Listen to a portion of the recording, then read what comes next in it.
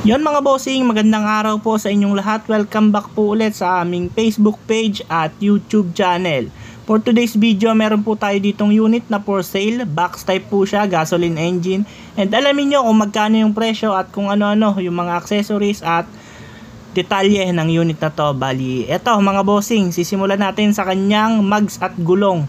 Bali, yung mags niya is style BBS na size 15 for stud po, and yung series ng gulong niya is 175/60 15 po yung series ng gulong. Bali, ayan po, kung mapapansin niyo makakapal po yung gulong 90%, and naka-differential po siya.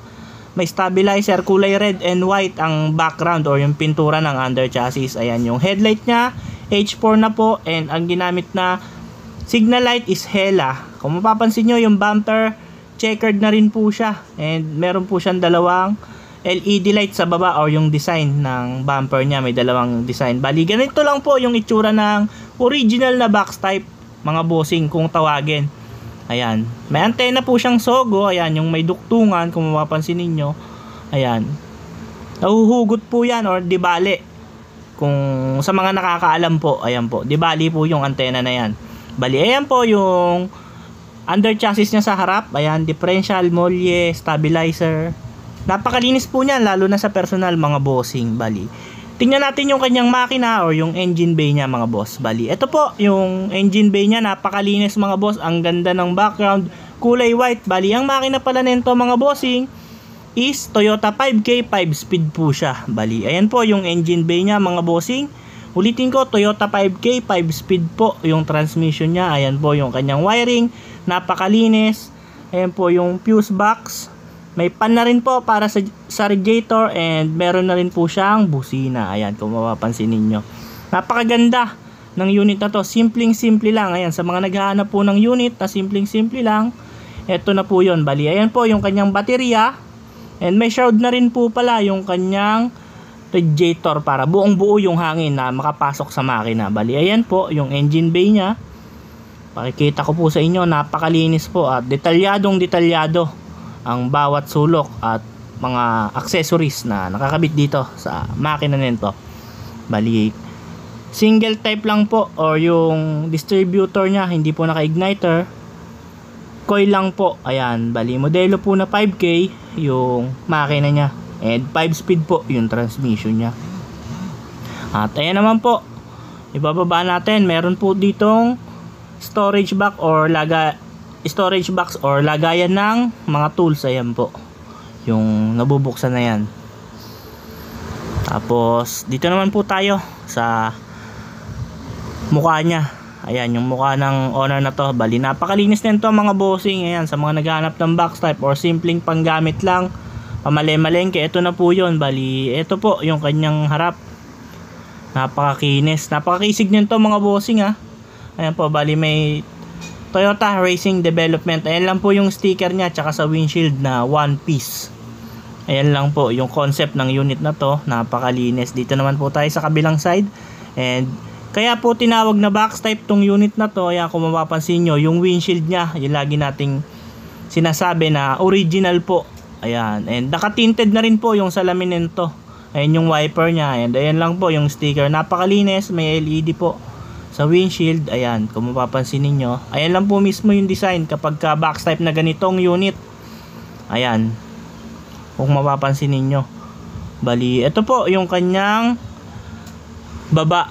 Ayan, ipapakita ko sa inyo. Ayan po yung kanyang side mirror, and checkered na rin po yung mismong tapakan or yung stepping board niya. Bali, wala po siyang flaring mga boss. And ito po yung kanyang side mirror, kulay white. Talagang napakalinis ng unit na to.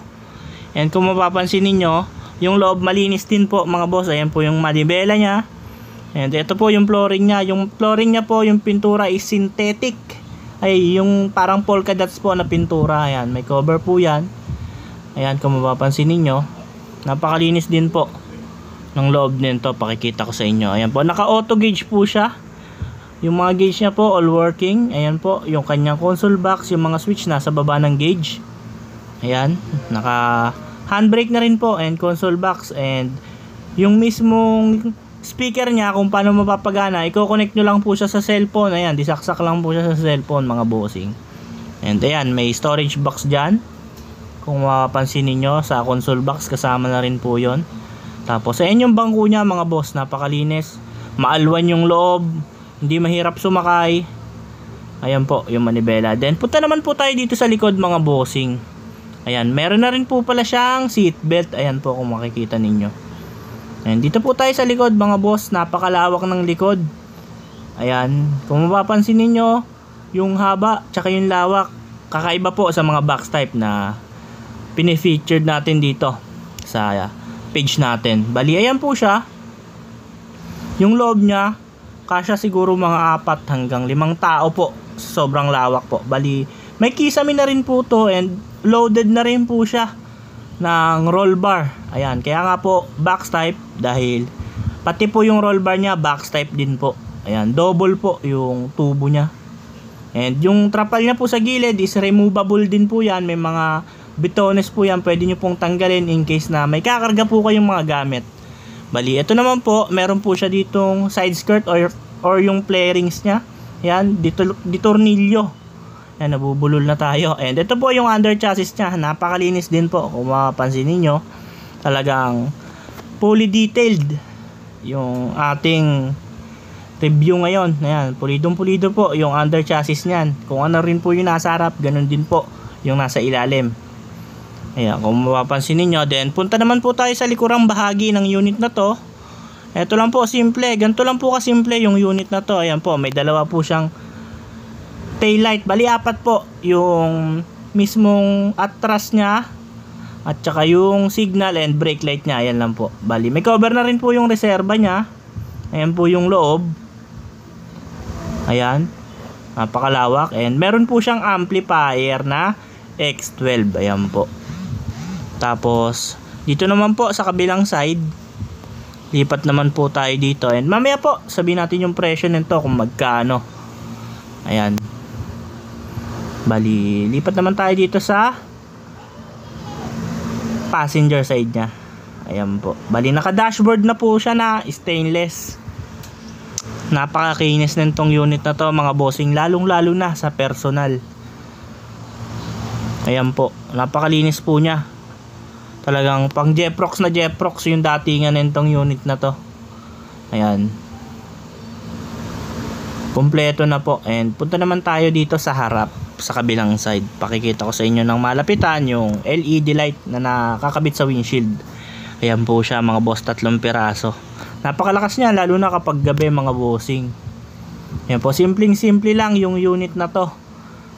Pero napaka pogi dahil napakalinis tingnan. Dahil yung mismong under chassis niya is tumugma sa kaha niya. Napakalinis po. Bali, ayun nga po mga bossing, sa magtatanong ng presyo, ang presyo po nitong isang to is 230,000. Negotiable pa po siya upon viewing.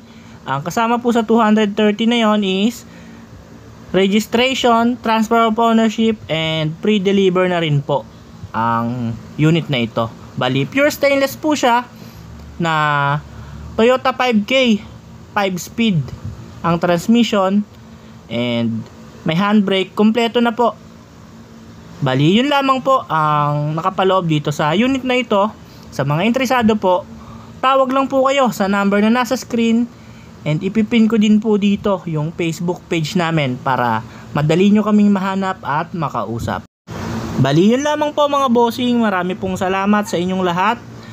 And bago nyo po lisanin ang video ito, huwag nyo po kalimutang i-click ang subscribe button at i-on ang notification bell para lagi kayong updated sa mga video na ilalabas namin patungkol sa owner type Jeep. Bali, yun lamang po mga boss.